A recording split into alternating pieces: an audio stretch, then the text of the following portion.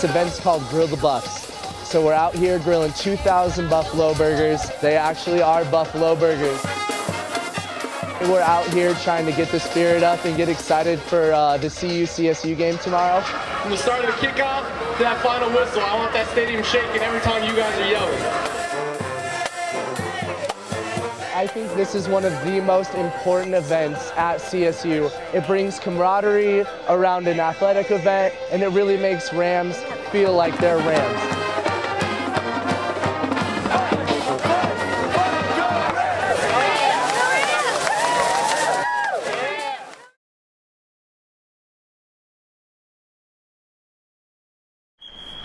That was a great, what was that, the 0-1-3 forecheck? I don't know what that was. He said he was the high guy, and then he wasn't. You were standing right next to me. I was low.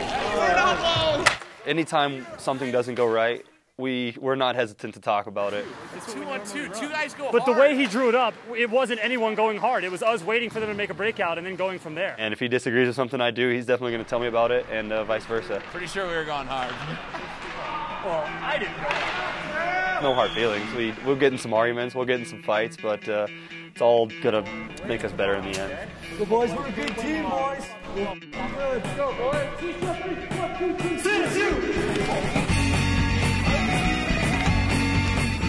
CSU versus CU. Hockey game tonight. Hockey game tonight. Want a free ticket? There's nothing to lose. He's all over it. He's just right on top of it. Patrick Barrett starts in 10 minutes. CSU versus CU. Hockey game tonight. Come on out. Checked it.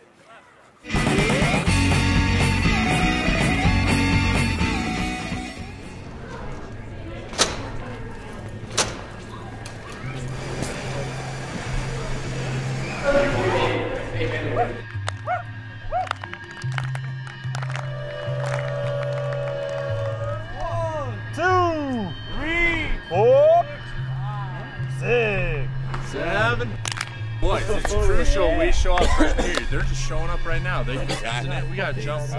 Going into the game, I'm always a little more uptight, I feel like, than other people. I don't think it's nerves. I think it's just, I just try not to think about it, really.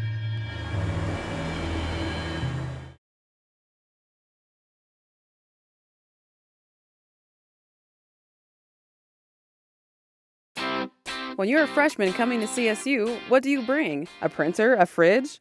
How big is a dorm room anyway? Find out all that and more on this Ramble-On Guide to Colorado State University.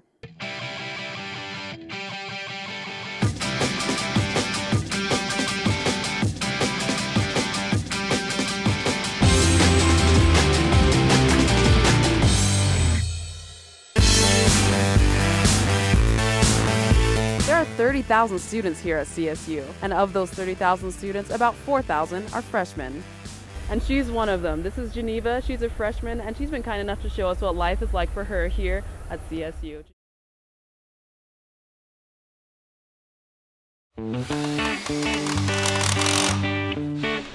So we want to show how construction has changed over time, but some of the principles have stayed the same. It is fun, isn't it? The stakes are high.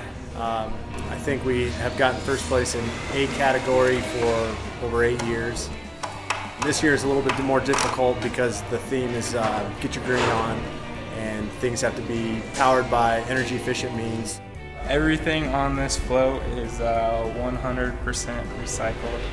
Pretty good.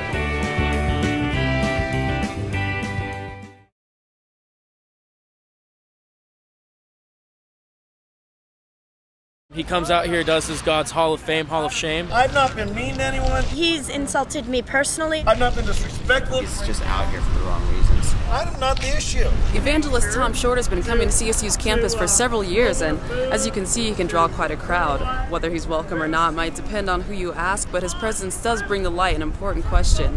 Does religion have a place on a college campus, a public university like CSU?